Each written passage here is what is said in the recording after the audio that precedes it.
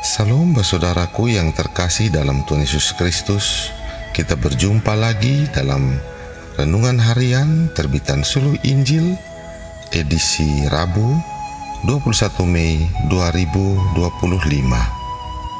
Firman Tuhan yang menuntun kita hari ini terambil dari kitab 1 Korintus pasal 15 ayat pertama sampai ke-11. Nas firman Tuhan kita berbunyi demikian: melalui Injil itu kamu diselamatkan, seperti yang telah kuberitakan kepadamu. Tema renungan kita hari ini berjudul Budaya Berbagi Kabar Baik. Injil berarti kabar baik yang menceritakan tentang seseorang yang luar biasa dan sesuatu yang juga luar biasa telah terjadi dan membuat semua orang berbahagia. Dan bukan hanya berbahagia saat mendengar kabar baik saja, melainkan berbahagia selamanya. Kabar baik yang diberitakan ialah kematian dan kebangkitan Yesus Kristus. Berita utama dari Injil adalah Kristus telah mati karena dosa-dosa kita, untuk menggenapi yang tertulis dalam kitab suci, yaitu dalam Perjanjian Lama. Ia telah dikuburkan dan ia telah dibangkitkan, lalu menampakkan diri. Inilah Injil yang Rasul Paulus beritakan kepada orang-orang di Korintus. Semua peristiwa itu semata-mata tentang satu pribadi, yaitu Yesus Kristus.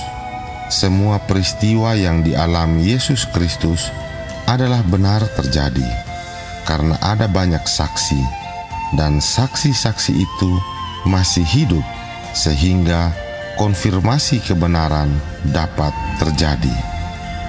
Rasul Paulus ingin mengatakan kepada jemaat dan para pembaca suratnya bahwa mereka masih dapat menemukan sebagian saksi dan bertanya, apakah Yesus benar-benar mati atau bangkit? Injil adalah kabar baik yang berdasarkan fakta dan yang dapat diuji. Ada banyak saksi yang melihat langsung ia mati di kayu salib, saksi yang membawa mayatnya ke kubur, saksi yang melihat kubur itu kosong, saksi yang berjumpa langsung dengan Dia yang hidup. Mereka juga melihat sendiri saat ia mati di salib dan mayatnya dikuburkan. Kemudian, mengapa kematian dan kebangkitan Yesus tidak diakui sebagai kabar baik oleh banyak orang? Bahkan mereka menganggapnya kebodohan. Rasul Paulus menolong jemaat dan kita sebagai pembaca untuk melihat Injil sebagai kebenaran dan kabar baik sebelum kita dapat mempercayainya. Sehingga persoalannya ialah mengapa orang melihat fakta Yesus dan peristiwa kematian dan kebangkitannya sebagai kebenaran, tetapi tetap tidak percaya.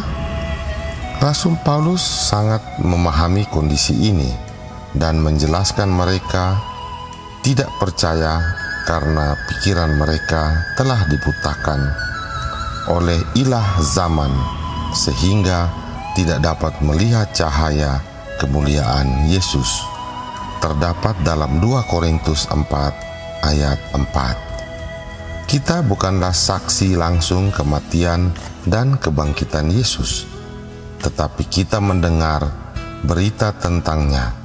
Berita itu benar. Itu sebabnya kita dapat beriman kepadanya. Amin.